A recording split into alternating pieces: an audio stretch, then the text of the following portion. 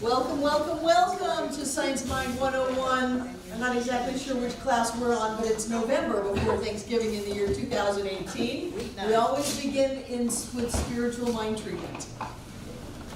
Take a deep breath and let it go. Take another deep breath. And as you let it go, let go of any cares or concerns you might have brought in with you. Anything that needs to stay out there, you can pick it up later. You don't need it now.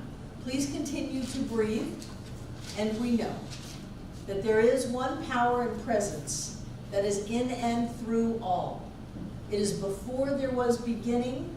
It is beyond time and space. It manifests out of itself, becoming that which it creates. And I know that each one of us is a divine individualization of spirit. We are spiritual beings living in a spiritual universe governed by spiritual law. And I know that as we move through this class tonight, we awaken more and more to that spiritual revelation of who we are, powerful, creative, amazing beings of health, prosperity, love, and joy. And I know that we hear what we need to hear, we get what we need to get, and we use these principles to live better and better lives each and every day. And so with great, great gratitude for Science Mind, Ernest Holmes, Center for Spiritual Living, everybody in this room and everybody online who's part of our class, I simply release this treatment into all that God is, knowing that God is all, as together we say, and so it is. Wonderful, wonderful. Hi, Jax. Good to see you. Welcome, Tiana. Tiana's here for the first time. Glad that you're here. And it's week 9. Well, but it's not class 9. No. And so for everybody watching online, week 9 doesn't help.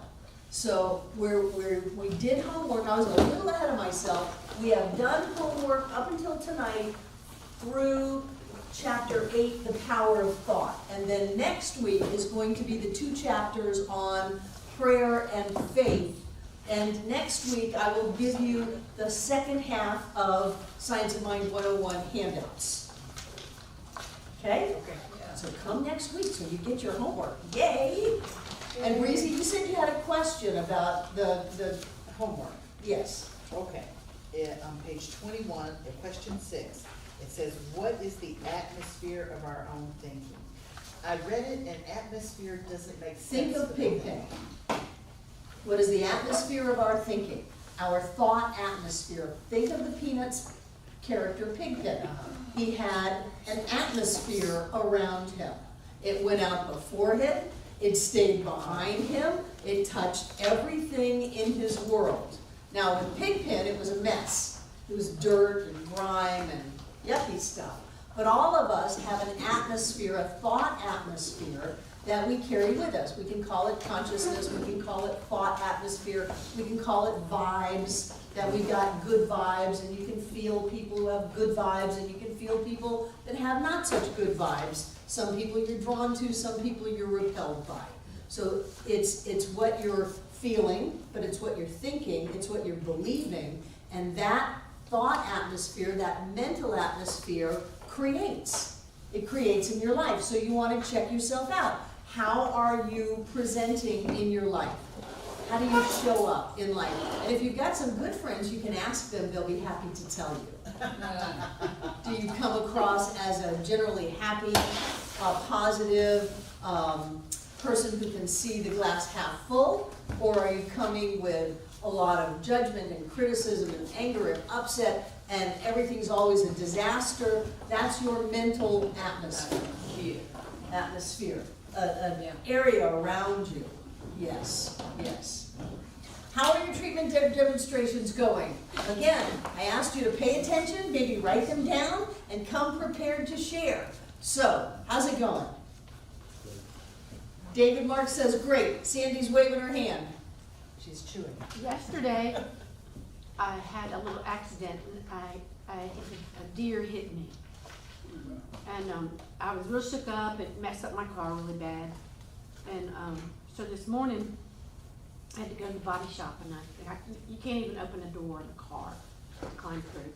So I did a treatment that someone would fix my door so it would open, and then, I'd get a really good quote. I So- can't hear. Could you please? Louder, yeah, please. So she did a treatment that somebody would fix her door to open and she'd get a really good quote. Yeah. So, I went through, did research on who to go to the bike shop, so I picked this one place to go to. So I drove over there, it was in Biltmore Village, and the guy said, "How can I help you?" And I said, "Well," I said, "a deer hit my car and it's messed up pretty bad." And he goes, "I saw someone hit a deer yesterday on Brevard Road." I'm like, "Really?" And then he looked at my car, he goes, "That car." And I was like, what synchronicity? Out of 90,000 people in Asheville, and this, I go to the man who saw the accident happen yesterday. And he did fix my door, so it Good, opens. good, good. And that was the treatment that you did, that your door would open? Yay! Who else? Rick? With Troy and then with RJ, I've been treating for better expressions of love, of compassion and everything, particularly with my wife. That you are giving love and compassion to her, or that she is giving it to you, or both? That I can see it in her, Okay, you know, and for the whole situation. And it's just been wonderful. I almost called you. Yeah, it's just been really, really great. You know, I've noticed a lot of giving on her part, cooperation and everything, and she mentioned that she noticed the same thing about me. And wonderful. it's just, you know, it's just kind of happened really well. Spouses and partners, it's amazing that you get what you look for. So if you get someone who, if you're looking for someone who leaves their socks on the floor, that's all you're gonna get. If you look for love and compassion and wonderful things, that's what you're gonna get. So good for you, Rick. Good for you. Yay. Yay. Who else? Jane. I've been treating for Amanda. Did you notice? Maybe you didn't notice. But anyway, but I have a neighbor with two beautiful horses. And so I've been treating that they'll always be around and that Amanda might be able to get a shot at them because she has training with animals, so she should be real good. And anyway, immediately the horses disappeared, and I thought, oh, jeez. But then I just kept treating, and they've now reappeared. And so I have high hopes that they will be in their pasture and ready for Amanda whenever it's. What is Amanda's request? That she have a clear path to applying her training. Okay, you've gone from Amanda's request to Jane's request. Yeah. You've started specifying, which is a slippery slope, that Amanda's true path is the horses next door to you. And I would caution you not to do that. Okay. That whatever Amanda's path is, and whatever Amanda's path with horses is hers. That's her. And what you can know is that that's revealed, that she knows what it is, that she's doing whatever is hers to do. Does your true path have horses in it? Mm-hmm. That has to do with horses. But she could, because treatment really does work on other people, you could put her in a little box next door with horses that you like, and she could miss out on this amazing experience that is really for her. So try to keep your own personality and wishes out of it, and just know that Amanda is working with horses, that she is incredibly fulfilled, that it's joyous, that she prospers abundantly through it, whatever it is that she's asked for, and leave your neighbors out of it. Oh, I see, okay, so I shouldn't be specific. No, you should not be specific. Okay, Okay, that's called outlining, and we don't want to do that. okay. Good point, though. Yeah. David, Mark. I had a good conversation with my daughter earlier, which, I don't wanna go into any detail, but it is a really good thing and an unusual thing, and she actually, My name is Rose, and welcome to this. I actually heard her say something to the effect that she actually loves her job, Wonderful. and that's like the first thing of that nature that I've heard from her in probably 30 years, Wow, so. great. Great, so what was the treatment that you were receiving? For probably better and clearer communication to make myself clearer. Okay, And I think that was reflected in the phone call. sure, if you give out a lot of love and appreciation, you're gonna draw it right back to you. Good for you. So, Yay! Who else? Me, Anna. yeah, I've been practicing my treatment every day for many things, so I can feel it. That's very important for me, because when I feel that I can feel it, it's, I believe. Good, so you're feeling it more. Yes. You can treat for belief, you can treat for feeling it, you can treat for clarity, you know, it doesn't always have to be a thing. So good, so you're feeling it more. Yeah, and I trust Yeah. that this works. Yes, it does work. Because Yes. I went to, you know what, I went to visit my mom, Uh-huh. and she likes to go to the casinos every night. And then I treat for money. She say, I don't want you to spend your money, save your money for nothing. But I want to have money, because I have money, but she doesn't want me to exchange the money for that money from my country. So that day I treat for money, so I won like more than $200. Yay, yay. I don't spend any of my money that I have with me. Good, good, good, good. When John was in the training to be a certified firewalk instructor, they did many things other than walk on fire. He put a 6-inch knitting needle through his hand and was not allowed to bleed. If you bleed, you failed. So he put that through his hand, and one of the things they did was go to a casino. And that was when you had cups of quarters. And there was a casino close to where they were doing the training, but it only had 3 slot machines. And they were taught to go up to the machine and to love the machine.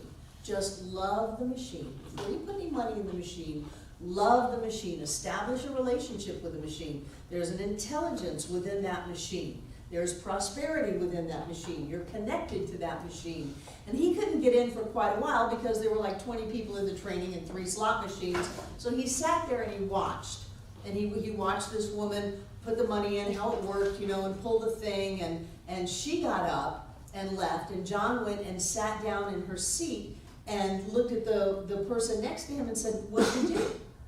And they said, "Well, it's that button." So he pushed the button and the machine paid off. The thing was, he never put any money in the machine. He never put any money in the machine. He sat down, pushed the button, and it paid off. It wasn't a huge amount of money, but it paid off with no money in it. So whatever it is, if your car doesn't start, don't get mad. Do a treatment on the car. If your computer's acting up, do a treatment on the computer. If your spouse is not being compassionate and loving, do a treatment on that. Do a treatment on everything. I always tell people who work here that everything they touch is a biofeedback machine. And if something's not working, it's about you. You brought that mental atmosphere with you and tainted the thing. That's why nobody's allowed to work in the kitchen unless they're happy. You don't get to do it out of duty or obligation or feel like you're put upon in there.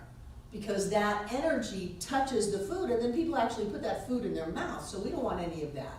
So no matter what it is you're doing or touching, understand that what you put out is going to affect everything that you're dealing with.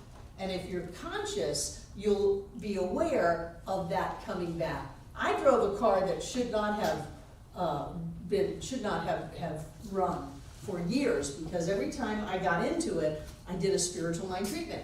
I know that this car is an individualization of spirit in divine form with all of the wisdom and intelligence of all that God is, manifest as this car. I know that it runs in harmony with all of the physical laws of the universe. It starts quickly, it gets me where I'm going directly and easily, and I have a wonderful experience in this car. And with great gratitude, I release this into all that spirit is, knowing that spirit's right in this car, right here and right now, and then I would turn the key. And that kept that car running. And we've gone out late at night with people after class where their battery was dead. I know that the energy of the universe is right here and right now in this car, in this battery, and that it's filled with energy and all that stuff, and it starts up. Your life is a part of you. Whatever it is that you're putting out, you're going to get back. And it's going to come in disguise. It's going to come like people or circumstances or mail or phone calls, but it's all you. And it's all your mental atmosphere, and it's a reflection of the power of your thought. Okay? Do you have any other questions from the reading for tonight? Good, because I prepared a day. So I want to talk to you about prayer. I'm so happy to have coffee. I haven't had coffee for 6 months. Supposedly I'm okay drinking coffee at nighttime for my biorhythms. My body caves if I drink it in the morning, so I'm making my body create energy and focus in the morning, but come 7 o'clock I can have some coffee. So, people talk about signs of mind and ask, is our word for treatment, affirmative prayer, is that the same as a regular prayer? And the answer is always yes and no. Affirmative prayer is a prayer that is positive.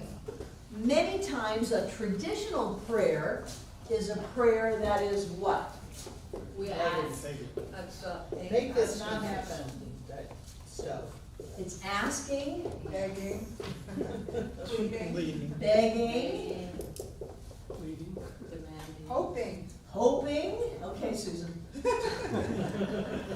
Negotiating. Negotiating. Deal Yes. making. If you do this, I'll do this. Really. And an affirmative prayer is what? All positive. No statement. It's positive, knowing, Trusting? Trusting. trusting, Directive. directive. Okay, that's enough. And the difference in these two types of prayer come from the difference in the way we see whatever God is. So in a more traditional mindset, God is something outside of us. Often it's a guy up on a cloud with a big robe and a big G embroidered on the pocket. And on the one hand, it's got blessings, and on the other hand, it's got curses. So it's a very neurotic deity. It holds on to grudges. It places insurmountable tests in front of people with the punishment of eternal damnation. I mean, even in the Bible, Job was just screwed over. It was a very neurotic story. Yeah. So that's the traditional concept of deity, and if we see an outside God, then we're going to ask that outside God. If we're seeing something that we don't think we have the ability to have, or maybe don't even deserve to have, then we're going to try to cajole something outside of us that supposedly has what our good is into giving it to us. That kind of prayer is often doomed to failure. There was a movie a long time ago. It had Burt Reynolds and Dom DeLuise in it. And one of them, I think Burt Reynolds, was diagnosed with a terminal disease. And Dom DeLuise was his good friend, and so Burt Reynolds asked Dom DeLuise to kill him. But he didn't want to know when it was going to happen. He didn't want to deal with that. So the whole movie is about Dom DeLuise surprising Burt Reynolds, like with a knife, you know, who's gonna kill him. And one of the scenes is Dom DeLuise is chasing Burt Reynolds down the beach, and Burt Reynolds is running saying, God, make me a fast runner. And that's the way traditional prayers often are. We wait until we're backed up into a corner, and then we try to ask, beg, hope, or make a deal with some kind of outside power that will then get us out of our self-imposed disaster. And then all we do is go back to the same way that we were before and recreate another disaster. And it's an eternal kind of a cycle. When we go into spiritual mind treatment or affirmative prayer, if you're speaking to someone who has no idea what spiritual mind treatment is, it's moving into a state of knowing. It's moving into this idea that we already have it, that we are connected with all that is, and that there is a way to open up a doorway through which that experience can come forward without trying to bring it in. And that was one thing that happened with the whole secret law of attraction. There is an entire chapter in this book called The Law of Attraction, but it's a misnomer because we're not attracting anything. Everything already exists. We're not reaching out into the universe by clearing out half of our garage or half of our closet or making a vision board and grabbing hold of that which we want and pulling it in. We're not doing that. What we are doing is coming into a state of knowing that what we want already is here. And then we are letting go of our resistance, letting go of our lack of self-worth, letting go of our doubt, and simply accepting that which we know to be true. And it's a little schizophrenic because when you open your eyes, chances are very high that has not materialized, that new Corvette on your coffee table in your living room. It hasn't shown up there yet, but you still hold on to the knowing that I have this. It's here. I have this. I have freedom. I have wonderful transportation. I go where I want to go, when I want to go there, and it's in style, and it makes me feel good, and it's wonderful. And if I haven't seen it yet, it doesn't matter. That's just the time-space continuum. That's the process of manifestation, and I still know that it's here. Spiritual mind treatment and traditional prayer are very different.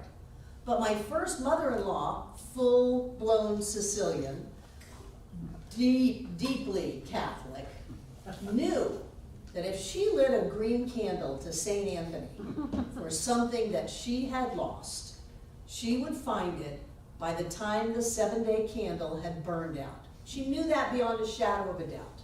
And she would tell everybody, oh, darling, I lit a candle to St. Anthony, it's all right. And she would do that, and it would show up. And in her way, that was more like an affirmative prayer or a treatment, in that she believed that that process would demonstrate whatever it is she wanted. And so since she believed that, what happened? It did. It did. The woman was a master manifester. She just needed endless green candles. And the same, Pardon me? and the same.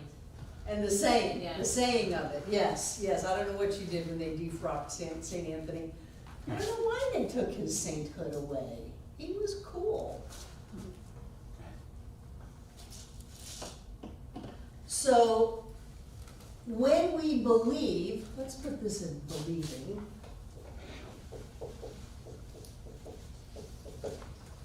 And this one is hoping. When we believe something has happened, or that even something is going to happen, it's going to happen.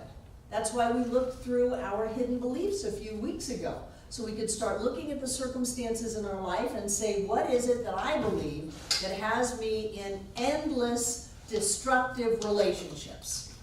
Well, if I'm honest, I believe that all men are dirty, rotten rackenfratches. Or I believe that all women are dirty, rotten rackenfratches, and that people will take from you, and that you can never let your guard down, and that nobody is kind and compassionate and loving. And if we look at those beliefs, we will see how we create those in our lives so that we can change what we believe.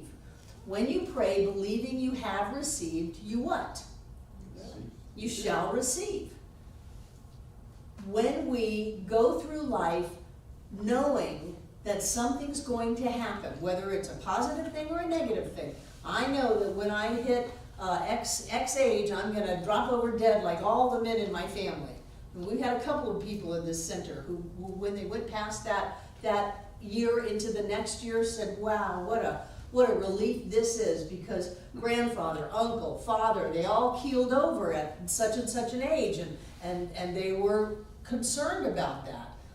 No, I know that I'm perfectly healthy, that all of the manifestation of health and wholeness is mine. So we go from that negative belief to the positive belief to pull ourselves out of that. But there are plenty of people who believe that when you hit a certain age, certain things are gonna falter on you, that when you're out, if you're looking for a job and you're 64, nobody wants people of that age, or that I don't have the education for it, or that there's not enough to go around. There are plenty of people out there who believe that, and so then they manifest that, and then they look at what they manifested, and they think that that was always the way that it was, so they said, well, I knew that was going to happen. Yeah, and what we want to do is we want to catch ourselves so that what we know is going to happen is going to be something wonderful. So that we know we're going to jump out of bed in the morning filled with energy and health and enthusiasm. So we know that we're always going to have enough. So that we know that we're always, having doors open for us and our way is made clear. And then we go, I knew that was going to happen. I knew that was going to work out. Because whatever it is we're holding on to in our beliefs is a prayer. You don't just pray when you come to class and you do spiritual mind treatment work for each other. You don't just pray in the morning when you're doing your spiritual practice. Every thought that you think is a prayer. Every even subconscious belief that you hold is a prayer. Because whatever it is you're holding inside of you, you're going to physically hold on the outside. Susan. I've shared this before, but I love it. It's the best example. My mother and her twin sister. My mother walked around often, I heard it all the time, saying, I know I'm going to die young like my mother did. And she made preparation for it, and she died at 55. And her twin sister, my Aunt Pauline, I quote her words exactly, she said, to hell with that, I'm holding on with all fours, and they're going to have to pull me the hell out of here. And she was 90 years old, and the machine said she shouldn't even be alive. Right. But she was still holding on with all fours. Right. And she knew, because we discussed my mother's beliefs and her beliefs, and she believed in her beliefs that it was part of what was going, or what was going on. Right, and the whole physical aspect, they were twins. They were twins. So when you say, well, that's genetics, nothing is genetics. Nothing is genetics. They've proven that you can open your genes or close your genes. That your genes react in reference to the environment that they are in. That you can be healthy or sick depending on the environment that your cells and your genes are in. And you can have a sick body and put it in a healthy environment with a healthy mental atmosphere, and your cells will become healthy, and your genes, if they were prone to disease, they will close. And if they were prone to health or wholeness, they will open. I mean, they're watching genes open and close. They say it's like books on a shelf. You can go and pull the gene down that says, I'm going to die at 55, and open it up and bring it forth in your life. Or you can close it and put it on the shelf and pull out the gene that says, I'm going to live to be 90, and open it. And we do it by the environment that we put our body in. And so that's the same environment that we put our life in. We put our money in it. We put our relationships in it. You just showed us that, Rick, by just simply looking for Miriam to be compassionate and loving. All of a sudden, you both are just having a love fest up there. That's wonderful, because you brought a different environment to that. And that's our job. That's why we do that. Does that make sense? Yeah.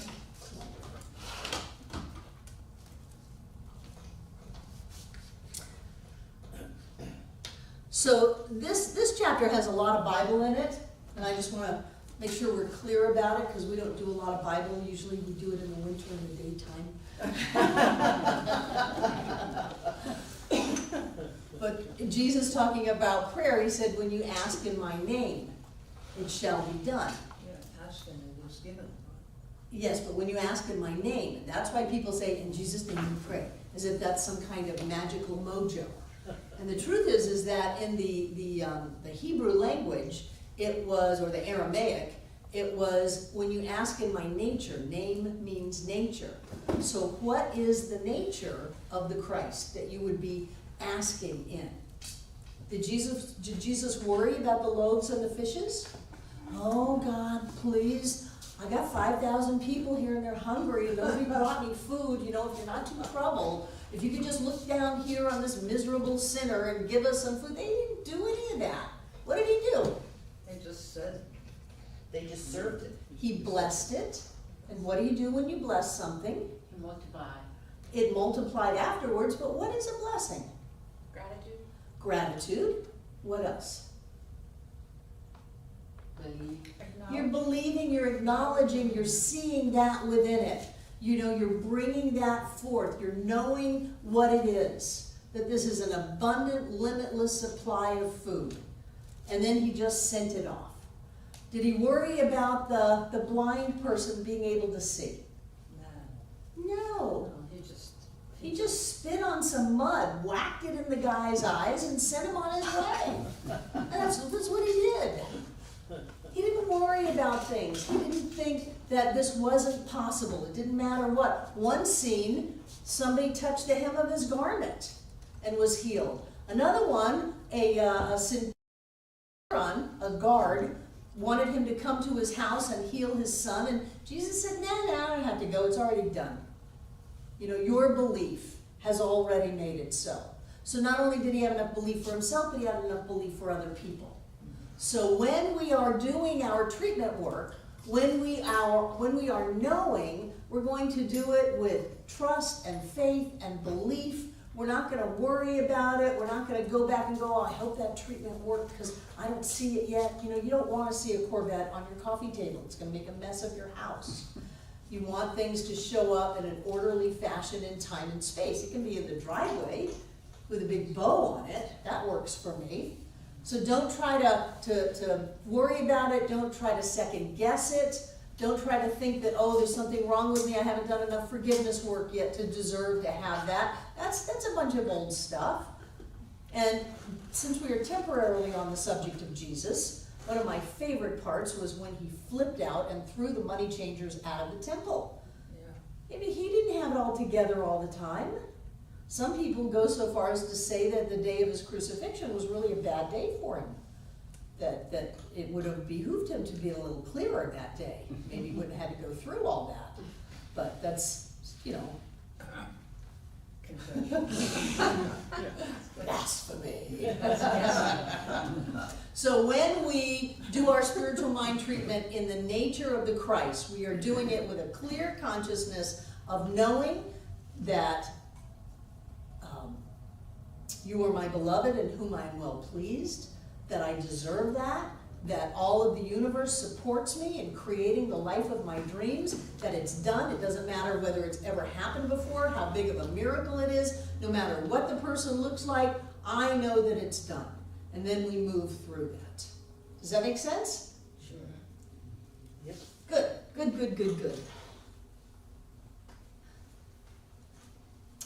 The answer to the prayer is in the prayer when it is prayed. The answer to the prayer is in the prayer when it is prayed. The answer to the treatment is in the treatment when it is given. What does that mean? What is the answer to the treatment? That things work out like what you want. That it demonstrates. The treatment demonstrates. It manifests. So the manifestation of the treatment is in the treatment when the treatment is given. What does that mean?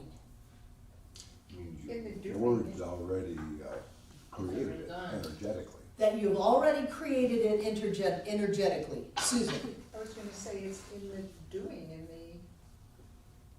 in the act of doing it, you know that it is. You know that it is. Anna.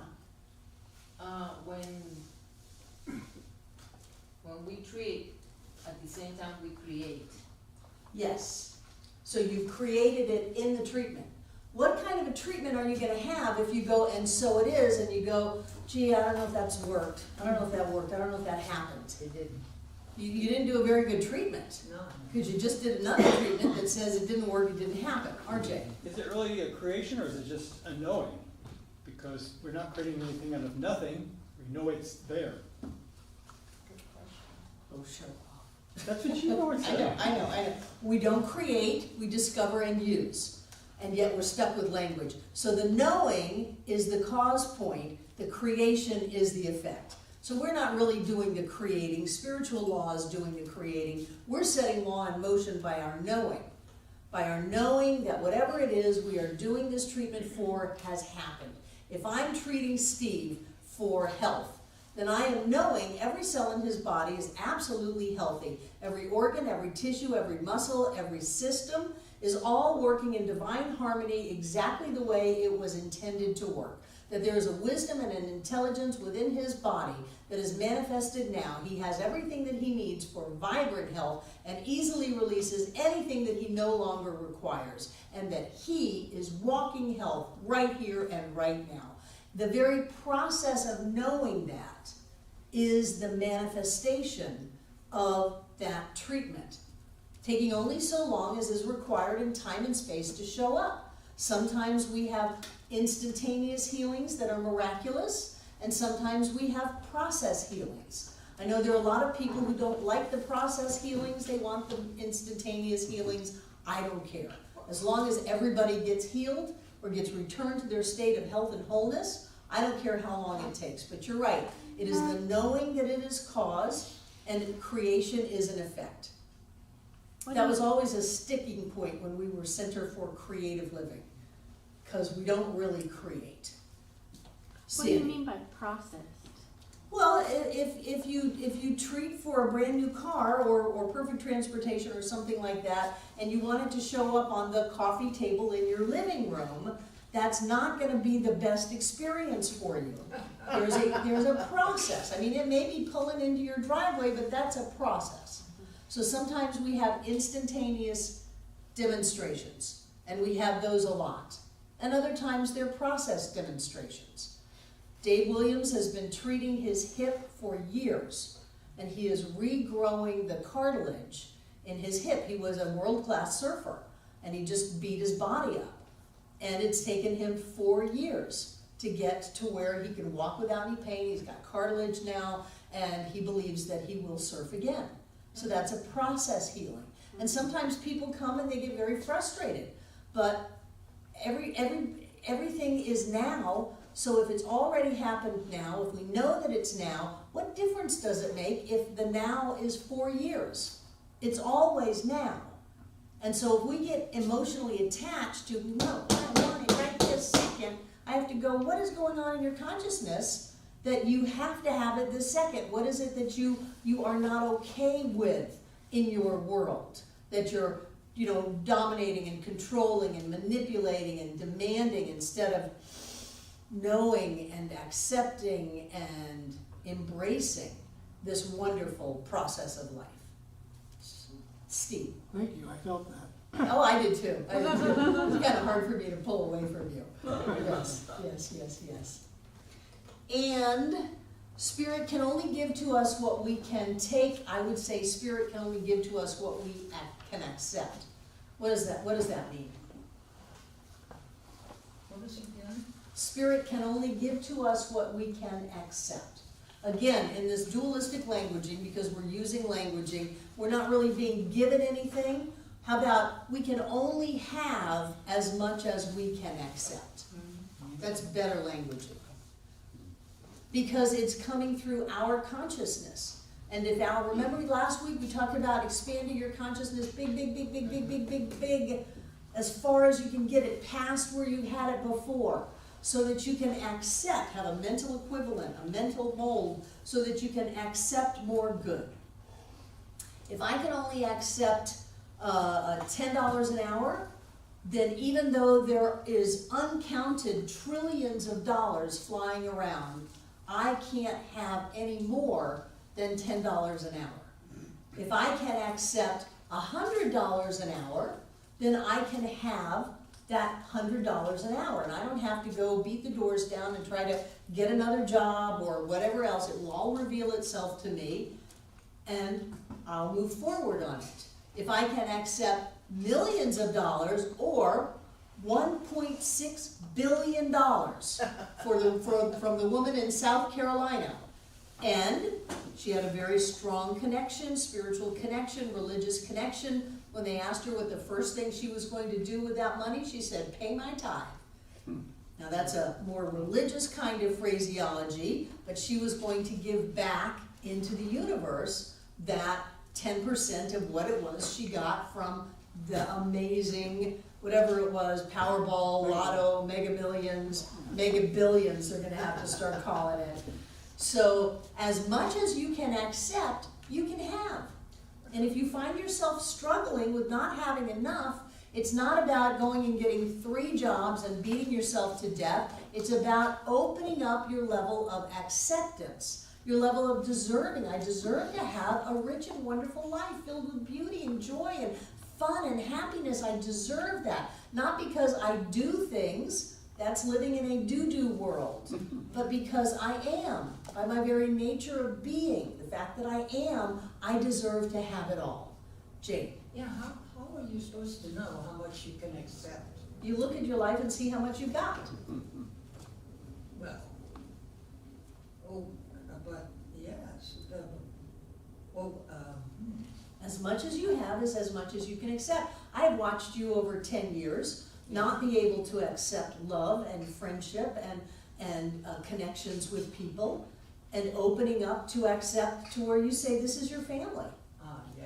Yeah, I mean, Amanda was gonna drive you across the country or something, I remember. I It was, I think, at Thanksgiving a few years ago. That's right. Yeah, yeah. See my brother. So we look at what we have, and we know that that is our level of consciousness, our level of clarity, our level of mental acceptance, whatever it is you want to call it, but it's coming from inside of us. It's how much can we hold, and we work on holding more. Susan? Just the thought, we'd go to the ocean with a thimble Right, or a bucket. right, Or a or a bat. pump, a Or a pump, pump. a pump. Don't go with a thimble, go with a pump. Good, good, good.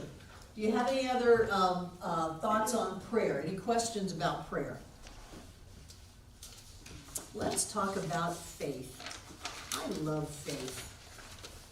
And I don't love it in the traditional sense that when everything is falling apart, you're just supposed to sit there and have faith that whatever God is, the outside guy on the cloud, has some kind of a plan for you that you don't know. I don't like that one at all. But what I know is that the universe supports me, that I am loved, and that as I stay clear, everything really does work out. And so my job is to stay clear. My job is to know when we built next door that after the banks turned us down and we ran out of money a few times and we still hadn't gotten our certificate of occupancy and we couldn't afford, paying for this anymore, that there was an answer. There's an answer to every question, a solution to every problem, and that everything really does work out. And that's when I was doing the mala beads. There's only one life. This life is God's life. This life is perfect. This life is my life now. Because that was my way to dispel the boogeyman in the middle of the night that would come and go, you're $50,000 short on this, and what are you gonna do? Are you gonna just close it up and pretend like it didn't happen? That's not gonna work. No. This is all gonna work out. I don't know how it's gonna work out, but I know it's going to work out. So I take charge of my own faith. And by doing that, I then create or demonstrate the outpicturing of that knowing, which I can then look at and go, yay, it really did work out. And one of the techniques that I use is look at all of the things in your life that you thought were impossible or that you thought weren't going to work out, that did work out and did happen, and then acknowledge that so that when something comes up again, you're not blindsided by it as if this is the first time you've ever been in that experience. You've been through this a lot. And so understand that things are going to work out. I get people in my office who, the spouse left them. and they're just, I don't know what I'm gonna do, all is lost. I go, no, it's not. You are a player in this, and usually harsh counselor Barbara comes out, and I say, they did for you what you didn't have the courage to do for yourself. So when you wouldn't leave them, when you knew the time was right, and do it in an amicable, loving experience, you made them take charge and do it. It came out with all of that pent-up upset and anger. You did this. And of course you're gonna work it out, because you always work everything out. Think of all the relationships of people or jobs or whatever's that you've had crash and burn, and that you've still come out from. Some people come into my office and they go, oh, I've got to file bankruptcy. I go, great. You know what bankruptcy is? A new start. It's legal forgiveness. That's literally what it is. You are receiving forgiveness for your debts. Now, how could that be wrong? How could that be wrong? So I like the idea of self-generated faith that things are going to be okay, things are going to work out, that spirit really is all that there is, and that everything is an outpicturing of that divine energy, and all I need to do is stay clear for a little while, get back on my feet, and move forward. And then that demonstrates, and that's what we have. The opposite of faith is fear. Fear that all is lost, fear that nothing's going to work out, fear that the earth is going to open up and just swallow us up, and, even fear that we're going to die. We may lay our bodies down, but we are not going to die. There is an eternal energy of life within us that will continue to go on. And so when we have fear, now listen to this, because this is fascinating to me. When we have fear, fear is really faith in what we don't want to have happen. So our fear is, oh my God, this terrible thing is going to happen. I really believe this terrible thing is going to happen. I really know this terrible thing is going to happen. I really accept that this terrible thing is going to happen, and I deserve that this terrible thing is going to happen. That's faith. But it's misdirected.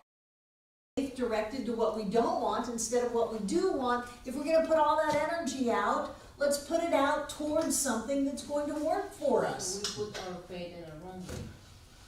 If we're afraid, we put our faith, yes, in the wrong way. If you Yeah. want to get just cut and dry about it, Anna. Yes. Put your faith in something that's going to lift you up. Because you're putting out the same amount of energy. Frankly, fear probably sucks a lot more energy out of you. Because it takes a lot of energy to be afraid, to be worried, to be angry, to be upset. Your adrenals are flying. All of that stuff is going on. Instead of just moving into this state that says, I've been down this road before. And what I like is the idea that time and space is always now. Be here now, Ram Dass. The only time is now. So in this now moment, there's a part of me that's already gone through this situation. And I can even see it as a part of me that's reaching out a hand to me that's going, I know that everything's going to work out. I don't know how it's going to work out. I know that everything's going to work out. I believe that it's going to work out. It's worked out before. It's going to work out again. Oh, thank you. It worked out. And even though in my now moment it hasn't worked out yet, I know that there is a me to which it has already worked out. And for me, I find that very comforting. And it's a nice visual for me, of me reaching back in time to me to say, everything's okay. It worked out really great. You're going to love the way this ends. It's an uplifting kind of a thing. Isn't fear a faith that something bad is going to happen? That's what I just said. Fear is faith that something bad is going to happen. Fear includes duality, that there's me and some outside power that's trying to get me. That's what fear is. Fear is never in the now moment. Fear is always in the future. So we're not in the now moment, we're not in the oneness, we're afraid. And if we're going to go ahead and use all that energy, we might as well bring ourselves back into a knowing that everything is going to work out just fine. And then that becomes our treatment. Everything's worked out just fine. Everything has worked out just fine. Everything is fine. Everything is fine. Everything is fine. Everything is fine. And that becomes our treatment instead of the freak out. Does that make sense? Yep. Good. And do you know, a simple definition of what faith is? Nope. Okay. I don't think it's a simple thing, and I don't want to give you my words. I think that it's calmness. Well, what is your definition of faith? Belief. Trust. Believe. Here, give me a second, let me make some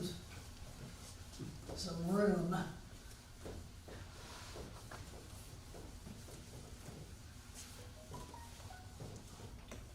So I heard belief and trust.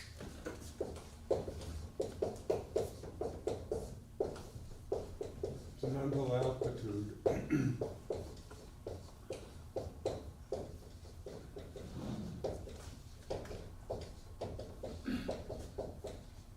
What kind of a mental attitude? It's a positive Positive. attitude, Positive. focus on something good.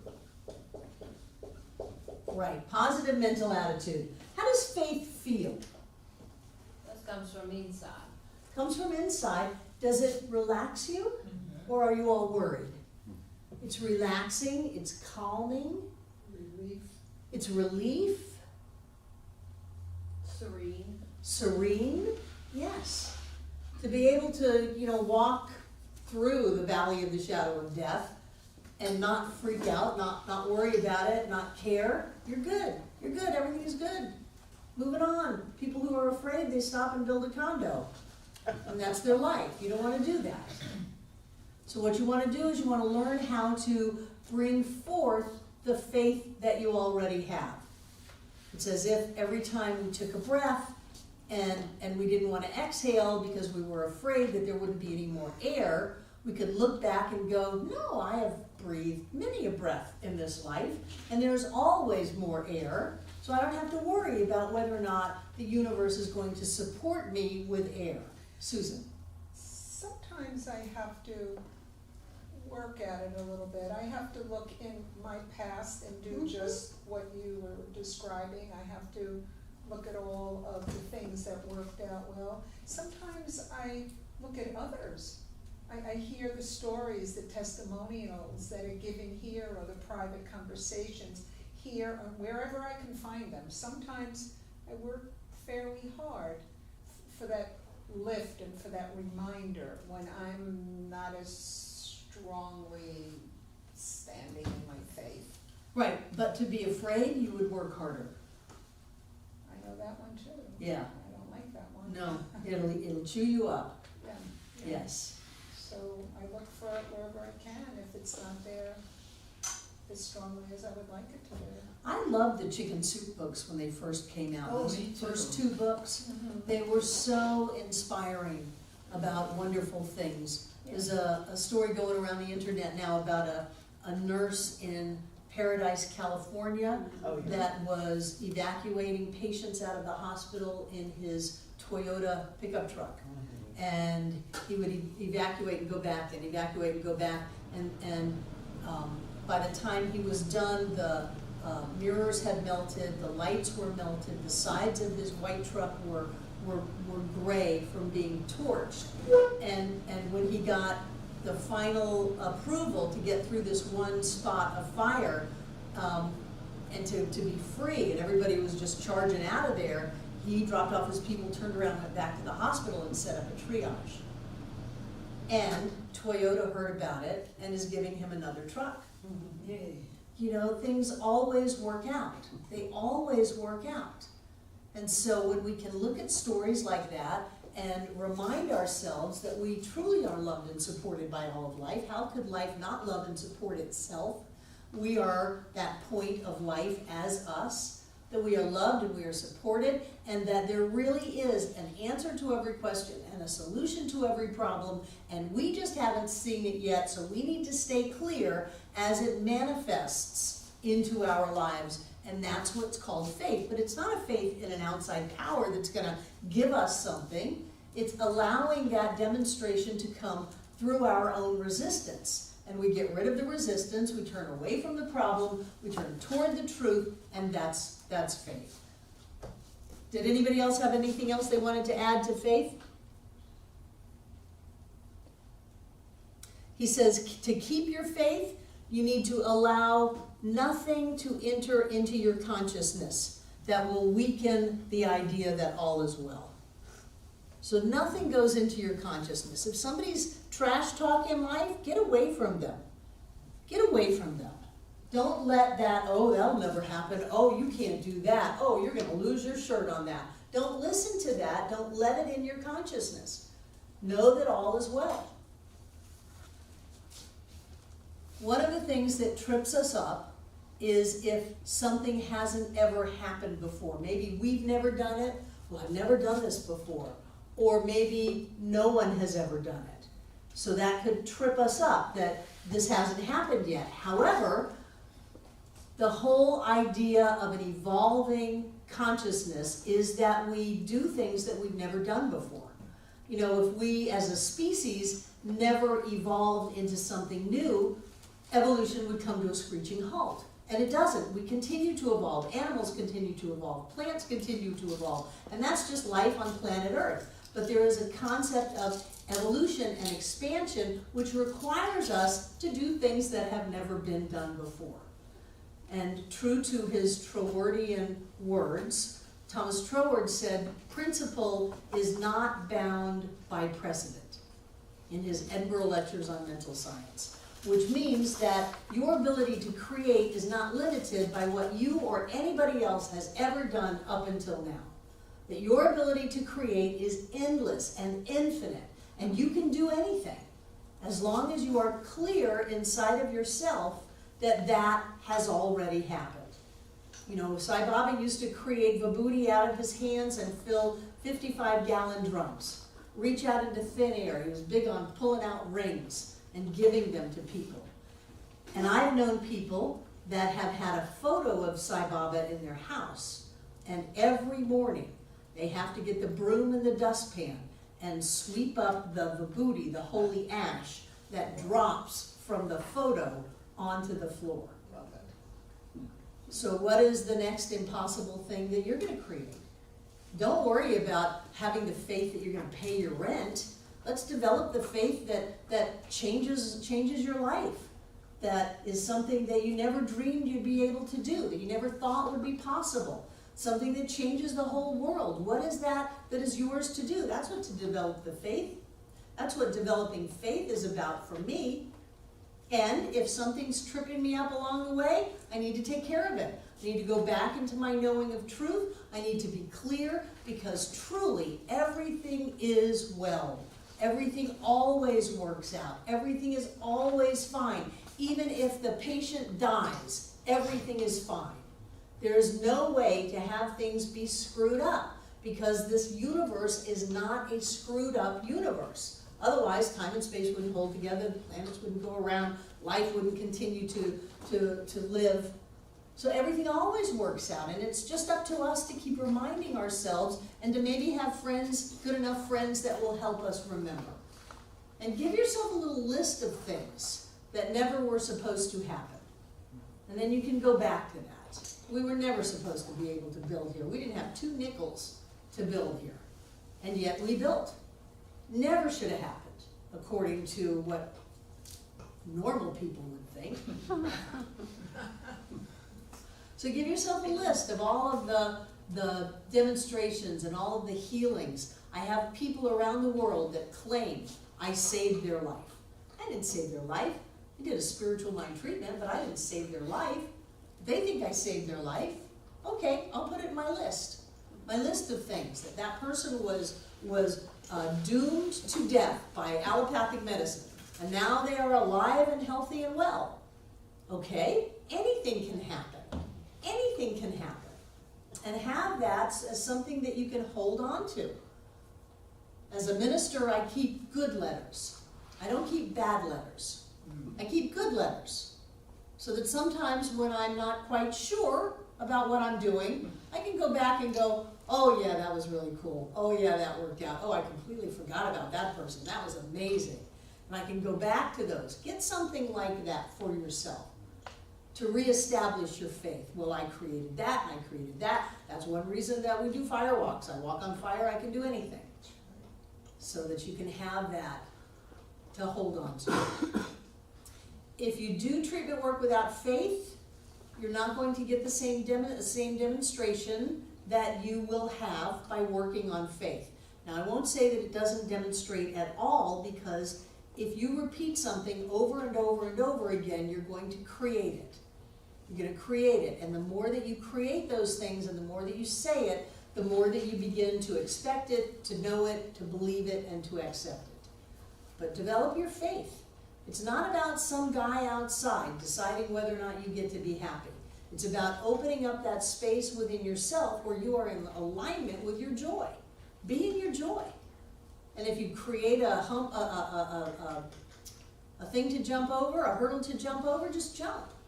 And trust that you're going to make it, and if you don't, that you'll get up and walk around. It'll still be okay. Does that make sense? Yes. So we do, on the second half of class, Tiana, spiritual mind treatment work for each other.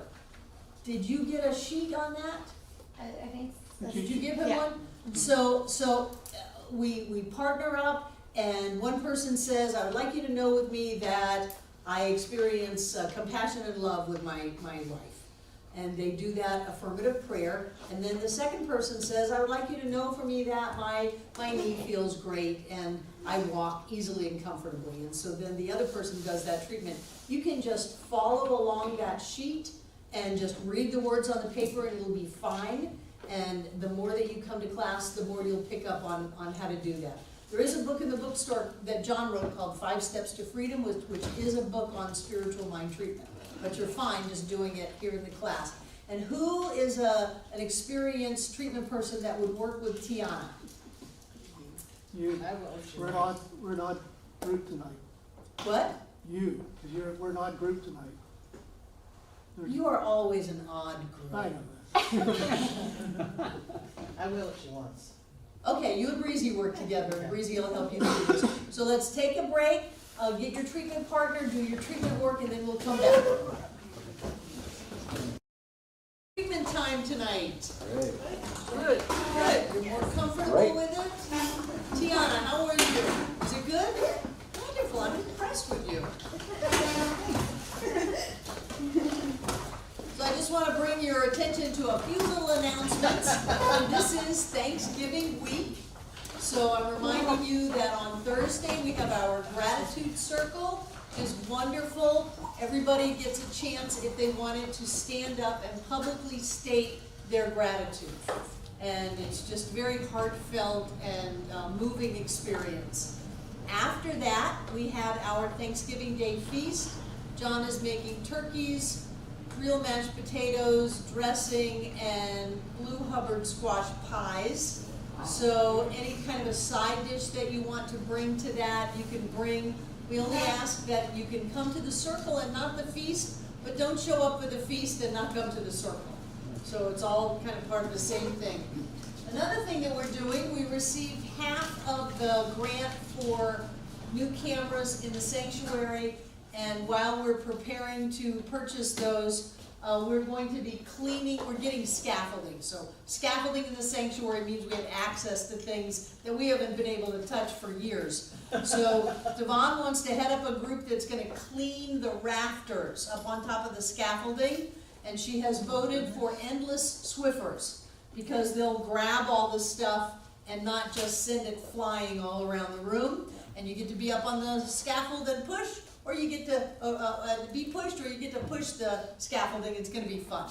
And then a week from tomorrow, Tuesday at 9 o'clock, Deb Love is heading up painting. Anybody who likes to paint, prior to putting the new soundboards on the wall and the cameras, the sanctuary needs some more paint. We're not going to change the color. We really researched color when we did that. And it won't be nearly as difficult to paint if it's the exact same color. But we are going to put a couple of coats of paint. Today I ordered Young Living Essential Oils Abundance, Joy, and Harmony to put in the paint. And so that energy actually goes into the walls. Every place around the center has essential oils in the paint. This has orange and lemongrass, and I think clary sage. It's all about being aware and being awake. I think there's some believe in here, some energy of being focused and being alert, that kind of thing. The kids is full of lavender. Calm down, children. So if you like to paint, we're gonna start Tuesday at 9 o'clock, and we'll provide the paint and the tools. If you have your own paintbrush, I know I'm possessive of mine and wanna bring it, you're welcome to do that.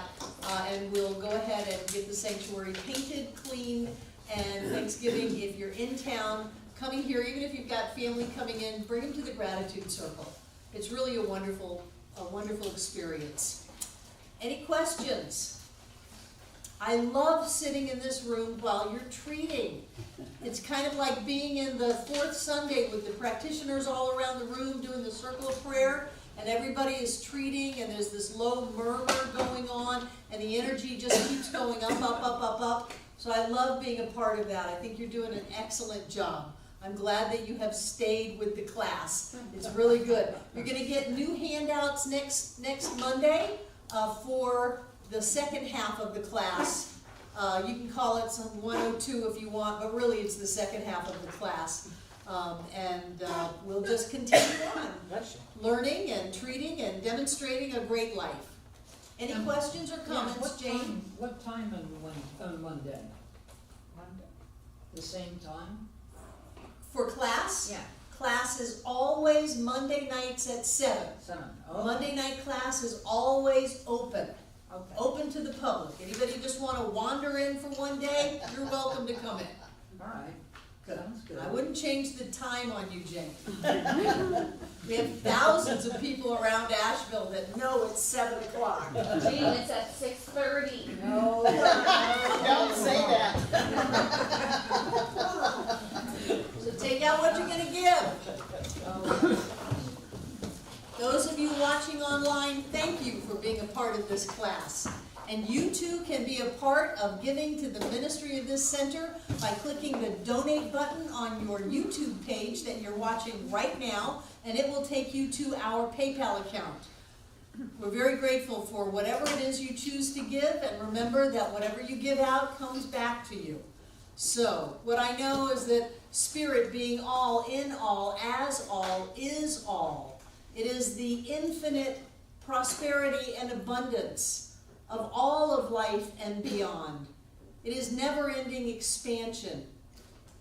It is the good life, riches, wealth, joy, happiness of all kinds. And I know that that infinite expression of Spirit is what I am right here and right now.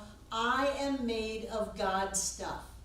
And so I speak my word as the word of God, calling forth into form for all of the students of this class. I know their lives are filled with prosperity and abundance and riches of all kinds. Every good thing is demonstrated. We have come to planet Earth to live the blessed life, and we live it well. So I know that there is always an abundance of anything that is needed. Money, time, opportunity, ideas, there's always more than enough. And I know that as we come together tonight to support this center and give our gift, it is multiplied and returned back to us. And we accept it fully, expanding our consciousness to accept more and more and more good in our lives. And I am very, very grateful for this expanded consciousness, for the teachings of science of mind, for that energy that says, yes, it is good to be rich. It is good to be wealthy. It is good to be happy. It is good to be in our joy, that we deserve all of this and more. I'm very grateful for everyone who puts the time and energy into making themselves a better life. And in that gratitude, I simply release this treatment into all that Spirit is, because I know that Spirit is in it all, as together we say, and so it is.